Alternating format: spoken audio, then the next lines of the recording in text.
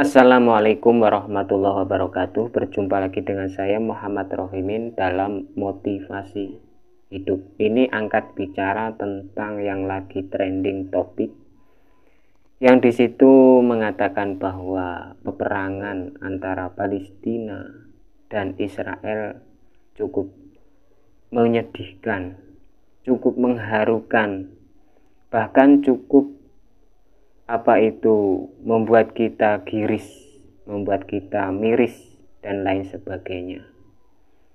Mau jadi apa kedua negara ini, yaitu Palestina dan Israel?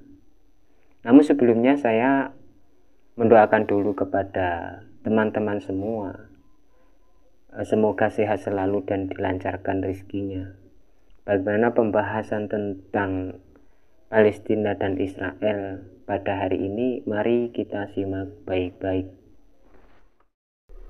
Suatu alasan saya untuk di situ angkat bicara tentang Palestina dan Israel ini karena sebagai seorang muslim di Indonesia akan selalu mendoakan kepada muslim yang berada di Palestina, semoga amal ibadahnya diterima di sisinya karena gugurnya di situ bom yang menghancurkan jalur Gaza.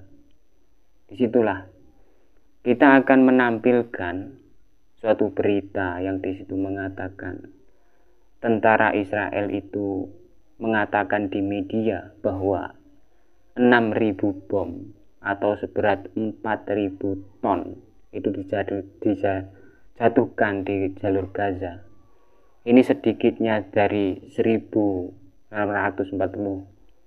orang, dari setengahnya anak-anak dan perempuan.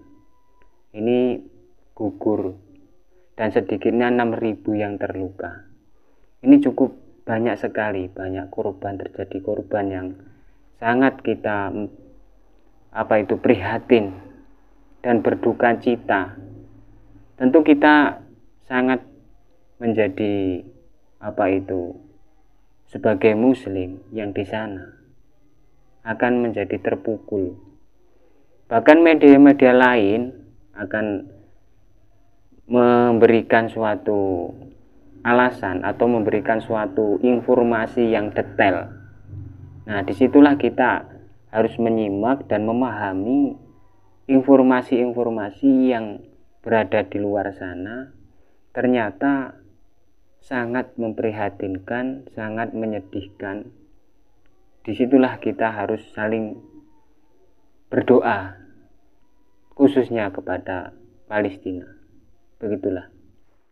Salah satu media, yaitu yang bernama Zarah Sultana MP, ini mengatakan yang seperti demikian. Ini juga merasa terpukul karena terjadinya gencatan senjata yang berada di Palestina dan Israel, dan juga menampilkan beberapa media Breitbart dan juga RT, yang ini media yang dilindungi oleh Rusia.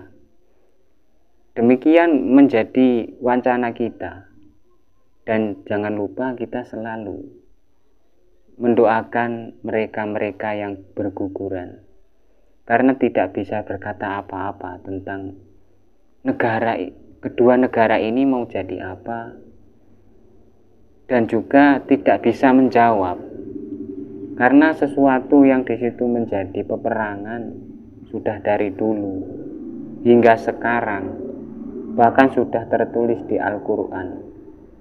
Ini akan menjadi lebih rumit lagi. Tentu kita berduka tentang gugurnya beribu-ribu orang di sana, karena Palestina adalah sahabat kita, sahabat muslim maksudnya. Ini juga akan menyediakan media orang yang berkata seperti ini.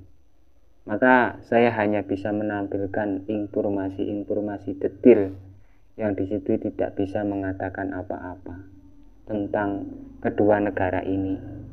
Jadi setiap orang mempunyai rasa kemanusiaan apalagi kita hidup di Indonesia ini juga bersahabat kepada negara yang dihancurkan itu. Jadi tidak lupa kita selalu mawas diri, kita selalu memberikan dukungan pada mereka. Bahkan dulu Soekarno pun, presiden kita pertama, bila mana di situ Palestina akan merdeka, itu akan menghalangi kemerdekaan Israel. Ini sudah pidato zaman Indonesia dikala itu merdeka. Karena sesuatu yang di situ kita ulas kembali, ini akan menjadi lebih luas lagi. Kita menjadi seseorang yang harus berpikir dan juga harus berlogika tinggi.